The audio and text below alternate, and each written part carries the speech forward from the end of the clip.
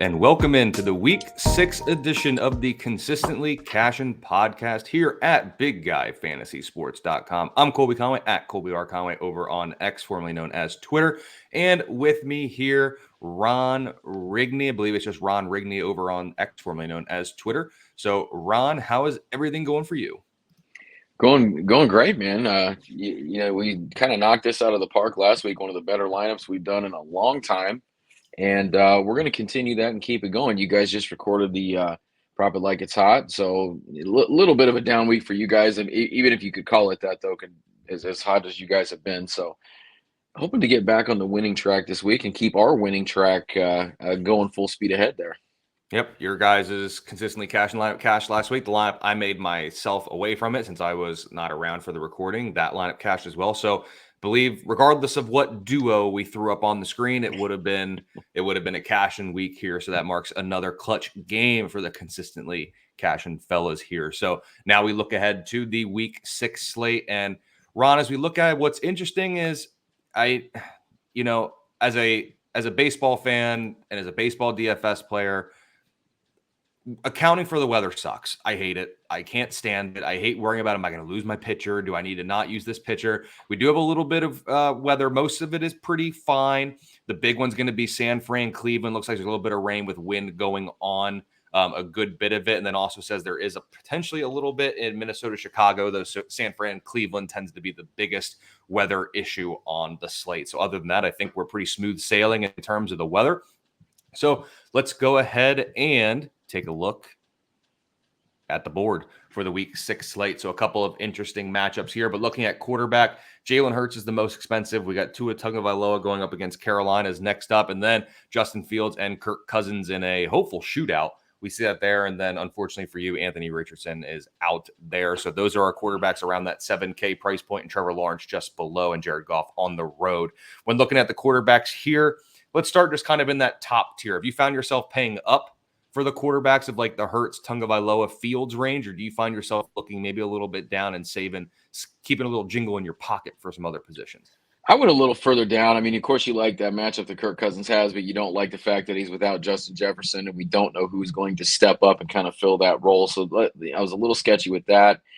You say, it's unfortunate for me that Anthony Richardson is not starting, but I would counter that with saying my guy Gardner Minshew is starting too, and I would almost argue he makes them more successful and is a better chance for them to win. So that's one that I was looking at, but I ended up kind of settling in that medium tier range. I'm not at the top. I'm not at the bottom. I went with Trevor Lawrence at 6,500 against Indy.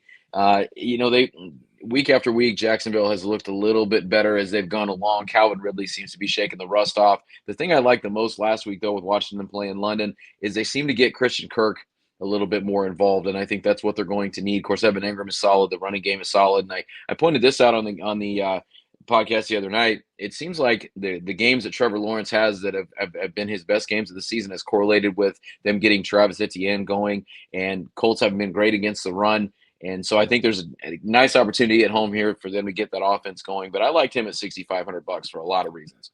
Calvin Ridley was one of the player props I talked about on the Prop It Like It's Hot podcast, so I definitely don't disagree there. I'm not going with Jared Goff. I don't like playing him on the road. Not that that necessarily means anything. I pretty much locked in on Burrow and Stafford, if I'm being honest. I don't know if we'll ever see Joe Burrow this cheap again, so it's kind of one of those things where get him while he's this cheap. And then I love the matchup for Matthew Stafford. The Arizona defense is not that great. They're allowing the third most fantasy points per game to quarterbacks. And if there's anything we know about this Rams offense, it's they are going to throw it. They are going to throw it often. And we know where it's going. There's two guys it's going to 85% of the time in a couple of receivers that we'll probably talk about a little bit. So for me, I've really kind of delved into the Joe Burrow, Matthew Stafford tier. When we get down below that even farther, I'm not really interested in anybody down here other than Gardner Minshew if I'm really trying to save some money. I've pretty much broken down this quarterback into about 4 or 5 different players, and that's about it. If I'm paying up, I want Justin Fields. That's the one if I'm paying up. Other than that, I'm hanging out in this Lawrence, Burrow, Stafford range. That's where I kind of see myself this week. Or I think if you want to be a little bit contrarian, which may not be the move for us in like cash games where we're going with like consistency, I do like Gardner Minshew a little bit. I think 200 yards and a couple touchdowns is very doable for him against Jacksonville.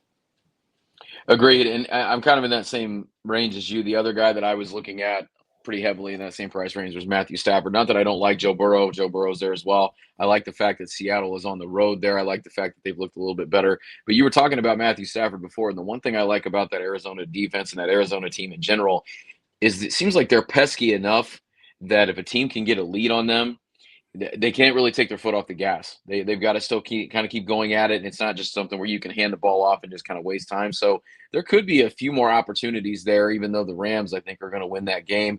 But Jonathan Gannon's got that team playing a little bit better than I thought we might. So I don't think you're going to see them get out to a huge lead where they're not going to have to play to win instead of just running the clock out. So I mean, I go with any of those three guys. I settled on Lawrence, but I could easily be talked into Burrow or Stafford too to save a couple $100 if we need to. And it may come into what receiver that we go with. Yeah. I think there's very clear stacking options. If you go with Justin Fields, you're playing DJ Moore. If you go with Lawrence, I would go with Ridley. That would be the receiver. I go with him.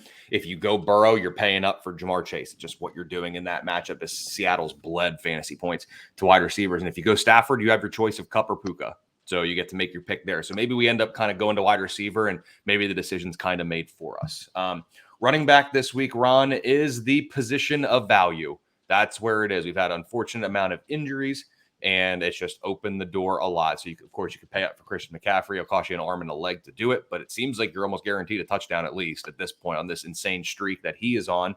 Devon Achane, not Achane, IR. That's killed me in multiple leagues. And then, of course, just as we all expected, 6 weeks into the season, David Montgomery and Bijan Robinson are top 4 running back priced, and more so David Montgomery being in that tier is very, very, very, very, very interesting. At the running back position, I do have my eyes on a couple of people, and because we are building a cash game, I think we're obliged to probably go with Raheem Mostert just because he's going to be, I don't know, what do you think, like 173% owned in cash games? Do you think that's too low of a mark for him? I think that's probably spot on, and it's funny too because that's the guy that I put in first before I built anything around this lineup. And yeah, I mean, you have to go with it where you see where Carolina's sitting against the run, and you see all these running backs in Miami have that ability to just break one from anywhere. Of course, we saw Achane, we saw Raheem Mostert the first couple of weeks. So I think if you're creating a lineup in DFS this week, you are contractually obligated to go with Raheem Mostert and then build your lineup around that. So that's where I settle as my RB1. RB2, I looked at Kyron Williams a little bit. I like that. I don't know if I like Alvin Kamara or not. Has a nice matchup. But the guy I finally settled on is DeAndre Swift. Seems like Philly wants to use him a little bit. I know the Jets are a little bit tougher on defense, but they're kind of middle of the road against allowing fantasy points to running backs. They're there in the middle. So it looks like they want to get him the ball a little bit, and I think it might be a little tougher to throw on them. But we've seen it, like I said, he kind of seems like the clear-cut guy they want to use out of the backfield. But like I said, as I'm looking at a couple of these guys too, there is a couple as you scroll down that I do like, and they do have some green numbers next to their name. Alexander Madison's another one of those that I like as well if you want to save a little bit of cash. I do like Madison. Bears allowing third most fantasy points on the ground per game to running backs this season. They've also been decimated through the air by running backs, and Madison has proven to be the pass catching back for this team. I like DeAndre Swift. The Jets actually are allowing more fantasy points per game than you may realize to the running back position. And if you look at overall rushing yards, about the 6th or 7th most, as I'm doing quick math while I'm trying to talk through that sentence. So they've allowed a lot of fantasy points on the ground. Carolina has been decimated. So again, you're contractually obligated this week to play Raheem Mostert at running back. With all the injuries that we've had, Ron, do you find yourself going to like a Deonta Foreman or an Amari DeMarcado or Keontae Ingram? I don't want any of the Arizona backs. I'm not even going to bury the lead. I'm not going to try to pick between those two. No. I'm intrigued by Deonta Foreman, mainly because I expect ownership to be high, and I think this red 7 is fool's gold. I think it's just because teams know they can throw all over Minnesota that they just don't necessarily need to run it a ton, whereas like Chicago wants to. Now, I think this is going to be something, if we play Foreman, as much as I like the Bears, I don't know, Ron, if I can sit here and say, let's play multiple Bears. And by multiple, I mean 3+ in a lineup. I don't know if I can quite get there. But I think of those value running backs, Foreman is the one that intrigues me the most. And I want no part of those Arizona backs. No, I would agree 100% because Roschon Johnson's officially out. He is the guy I like the most in that backfield. We know that Khalil Herbert is out for a couple of weeks, but I think Foreman, for all the reasons that you said, and if you've had the chance to watch Minnesota play, they're to me right there with the Chargers as far as not being able to stop anything, not run, not pass, not anything. And so I also like the touchdown upside a little bit more with Deontay Foreman as well. I feel like he's going to get the goal line stuff. He's a little bit bigger of a back, a little bit of a bruiser. But I'm with you. I don't really want to necessarily go with the Arizona backs, although I feel like DeMercado might have the bigger play upside, the kind of like we're looking for with Mostert. But I mean, if you're looking at a guy that I think is going to be a good lock to get 15 to 20 touches, I think that Deontay Foreman is your guy, because I don't even know who else they have that's competing in that backfield. And we saw, when Deontay Foreman got that opportunity in Tennessee or wherever he is, the guy takes advantage of it. The guy runs hard. You've seen him play for Houston. And like you said too, Minnesota is just terrible at every facet of defense. So I'm definitely all in on Deontay Foreman. But I feel like, again, it's another one that's probably going to have a lot of high ownership, but that's okay. I'll throw this one out there too, just because it's similar price point. With Miles Sanders out, what about Chuba Hubbard? Because he's been getting snaps. So here's like the thing with Chicago, Foreman hasn't been playing.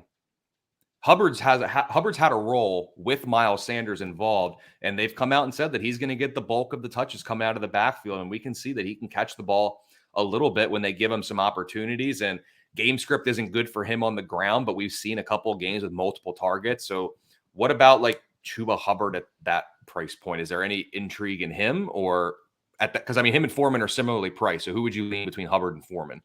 I think I trust Foreman a little bit more because I know exactly what I'm getting out of him, and I hate to say it, but I think I trust that offense as a whole more than I trust Carolina, especially with the rookie quarterback. But to kind of defend what you said as far as targets, it's something where there's gonna be checkdowns. That receiving group is not strong, so Chuba's probably going to get some work in the passing game as well. He's probably going to be the every down back too. So the opportunities are there, but I feel like I trust Deontay Foreman and what he can do just a little bit more. But I like I said, I think it's a pretty good argument for either one if you want to save some cash. I know volume is kind of overall kind of important to note here in general in terms of just passing. But this year, the running back position for Carolina has a 20.5% target share, whereas in Chicago, it's 24.1%. So Justin Fields is not afraid to throw it to his running backs, as we saw when he hurt Khalil Herbert's ankle by underthrowing him on a wide open ball. So I'm definitely not miffed about that at all. So that's pretty much a quick breakdown of the running back position. I will note I do like Alvin Kamara a lot at this price point. So I just note that there.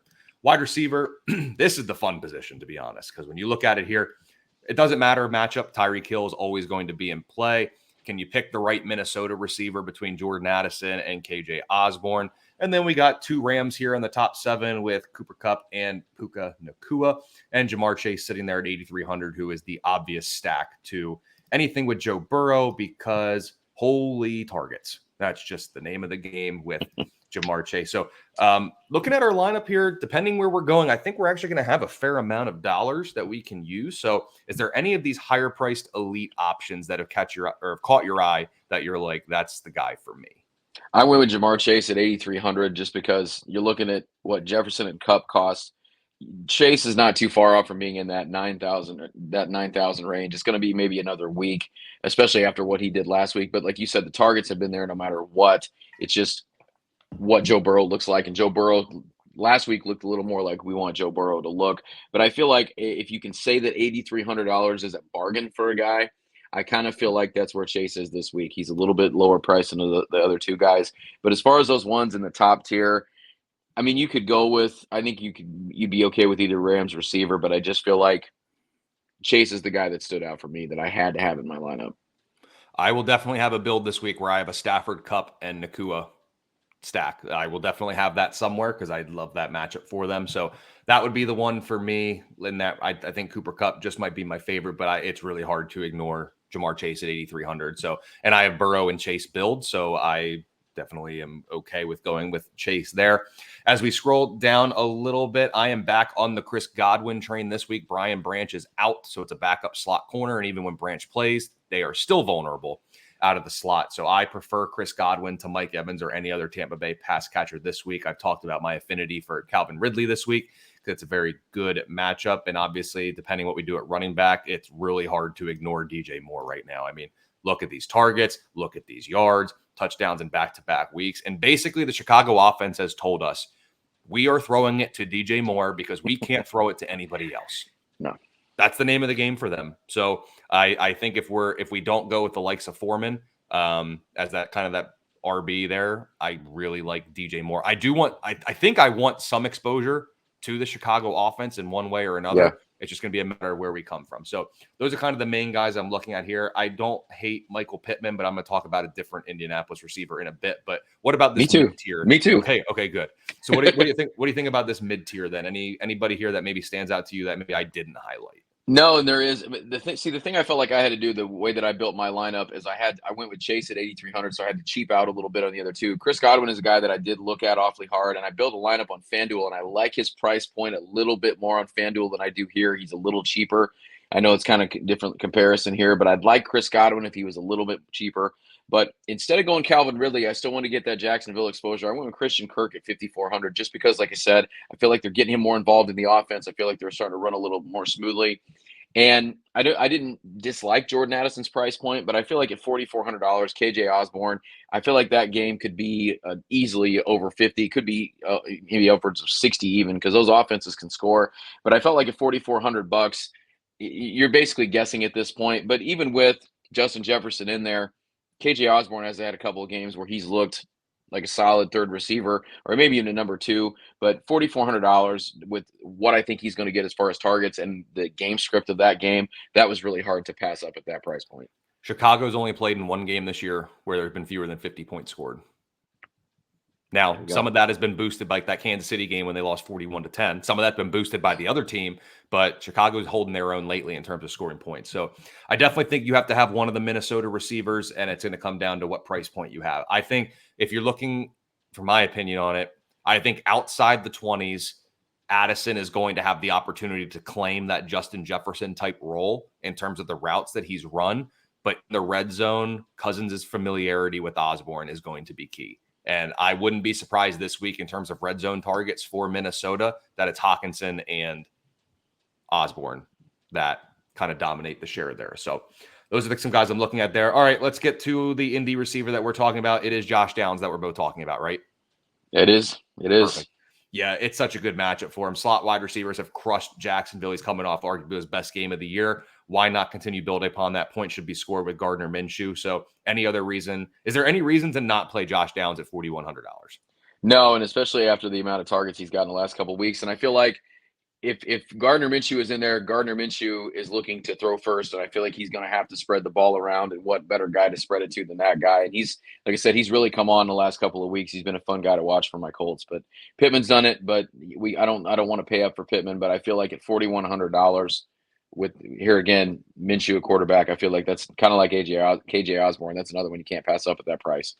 Yep, and I'll give a quick shout out, as I know he's questionable here, but I'm pretty sure he's going to play. I'll give a quick shout out to Robert Woods, just because slot receivers have crushed Alontae Taylor and the Saints all year, and that is his role. John Mechie's role is expanding, but it's not going to be till the later part of the year that we see him take over the slot role in Houston. Robert Woods is just a trusted veteran right now, and with no Tank Dell, he should see an increase in target. So I'll give a quick shout out to Robert Woods there at that price point. Tight end. TJ Hawkinson is king, obviously, on the slate. And just because with no Justin Jefferson, one would assume he gets a little bit more work there. Sam Laporta popped up with a calf issue, but says it shouldn't be that major of an issue here. And then, of course, just a bunch of random dudes below that, other than maybe the Dallas Goedert or Evan Ingram type. Where were you looking at tight end this week? I ended up not having any money on the table, so we talked about Josh Downs. I ended up fitting him in my flex spot, and so at tight end, I went with Dallas Goedert at 4,800. There's not a ton of matchups that I like this week, and of course, Hawkinson's the one that you want to try to fit in, but at $6,600, I just couldn't do it. But I felt pretty good about Dallas Goedert at 4,800. Those Jets are the worst as far as allowing fantasy points to tight ends, and it's not that they've allowed a lot of yards, but they have allowed 5 touchdowns, so that makes me feel pretty good about if they get in the red zone, they might be looking for Dallas Goedert there. But averaging 10.1 points per game on DK, and there's not a lot of guys in that 4,500 or thereabouts price point that are averaging double-digit points. So I felt pretty good about that at $4,800 with the rest of my lineup. Yep. Touchdowns for tight ends against the Jets have been tried and true this year. I'll also give a quick shout-out to Logan Thomas, just because he's getting a ton of work. And we just saw Dalton Schultz score against Atlanta last week. So I think if you need to save a little bit of money from Goddard, I don't know if you want to go too far down past Logan Thomas, maybe Tyler Conklin, if you want to go with him, just because tight ends have also been a little bit successful against the Eagles as well. So I think you could go Tyler Conklin down there at 33. I'm not going much below that, if I'm being honest. And then quickly before we build our lineup run, let's talk about defenses here. We tend to kind of pay down at defense or just use whatever money we have left. To me, the one that stands above the rest is the Dolphins. The only guy from Carolina I like, or only guys I like, are Chuba Hubbard and Adam Thielen. Outside of that, I want nothing to do with that offense. So Dolphins at 3,500 seem pretty rock solid. Yeah, it does. At that price, it is. The one that I went with and was able to fit it, and I like the lineup. I don't know that you can really look past the Niners this week. I know they're the most expensive, but like you said, that weather just kind of feeds into them being able to play defense, especially against that backfield. Mm-hmm. And I don't know, is it DTR that's starting at quarterback? Or I don't even know if they have a different quarterback. PJ Walker starting. Okay, so really 6 of one, half dozen of the other. I don't feel good about either one, but I feel like that Niners defense, especially like that, is they got to be licking their chops in that matchup. And at 4,000, I think that not too many weeks we're going to pay up for that top defense, but I feel like this week that you have to do it if it makes sense.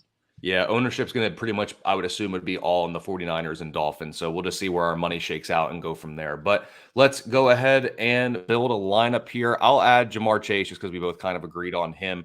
So then we come to quarterback. I mean, we could probably still fit in a Calvin Ridley type if we want to go with Trevor Lawrence or maybe even Christian Kirk, or we could just complete it with Burrow, or, we could go kind of a different route here. What are you thinking at quarterback? Let's try Burrow in there and see where that gets us, and then we'll see how much money we got. All right, second running back then. Do we go for the 6,800 Alvin Kamara? We got 6,100 DeAndre Swift, or we go value and just ride ownership and play the chalk with Deonta Foreman? Go Deonta Foreman, and let's see if we got anything left over. All right, we'll throw him in there. I'm going to throw Josh Downs in a wide receiver spot just because I really like his price point this week. Let's throw the 49ers in because we can shuffle off them if needed. Tight end, looks like we should be good for Goddard. All right, so we got about 11.7 left for 2, so it looks like we'll get some mid-tier options here. Godwin's going to be a little expensive for us. There's Ridley. If we go Kirk at 50, what does he say, 54? 54. 63 for the flex. You want to drop down to Dolphins defense and put DJ Moore at the flex? Oh, we could do that if that fits. So I feel really good about being able to fit him at the flex and get a defense you actually feel good about. All right, so that would be, we got the Burrow and Chase stack. We're playing Uber Chalk at running back with Mostert and Foreman. So that would be 2 Bears. Okay, Are we okay with 2 Bears? Do we want to see the only other thing I don't feel great about is we don't have any Rams receiver exposure. The more and more I think about that, I like that more, but I don't know what we'd be able to do to fix that though if we're going with Puka, because I don't think we're not going to be able to afford Kupp if we're going Chase. Okay, what if we drop from Goddard? All right, let's do a little movement. If we drop from Goddard to 48, who would you play between Thomas or Conklin? Probably Logan. Yeah, because I think in my FanDuel lineup, that's the direction I ended up having to go, I think. So 3,500. So 1,600. We're now up to 7,000. So we're still a grand off Puka. I don't know how we're going to make that happen by not decimating our other spots. I guess I'm okay with Foreman and Moore. I'm all right with that, I think. Well, actually, if we take DJ Moore out, throw Cooper Kupp in there, we have 4,500 for a flex. I mean, Josh Downs, could we move? Oh, we've already got him as our wide receiver. Yeah. Oh, Osborne. Oh, there you go. Okay. Yeah, he's 44. Ooh, I like that. That would be Burrow, Mostert, Foreman, Jamar Chase, Josh Downs, Cooper Kupp, Logan Thomas, KJ Osborne, Dolphins defense. See, that's pretty good. And how many times can you build a lineup and spend up on Kupp and Chase and you feel good about the rest of it? That doesn't happen very often. And it's one of those things where I'd expect Mostert and Foreman are going to be so chalky that if they do good, it's great. But if they do bad, we're not getting everybody else will too by any means. And then like Osborne is going to be probably fairly well owned. Like we're a little chalky here, which I don't mind, and even with Josh Downs, but I think there's enough here. If we can hit on this, the Burrow and Chase in that matchup, that's going to give us what we need, because I don't know how many people will be on Burrow. It'll be very interesting to kind of see ownership there, but this gives us basically we got the double hammer at wide receiver. Josh Downs should overproduce. If we get another big Logan Thomas week, which it's a good matchup, and then we got exposure to both sides of the ball in that Minnesota-Chicago game, which should see some points on it. I don't know. I like it. Yeah.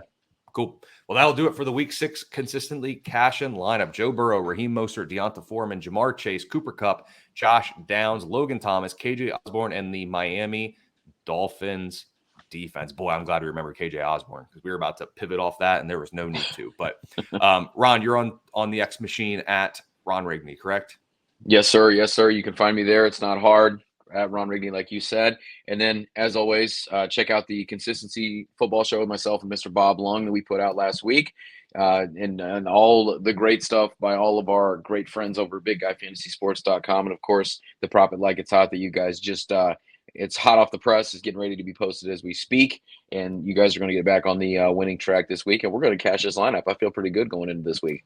That is the goal. Check out all the good work at BigGuyFantasySports.com. Give Ron a follow on X. I'm on X at Colby R. Conway, and we will see you next week with the next edition of the Consistently Cashin podcast.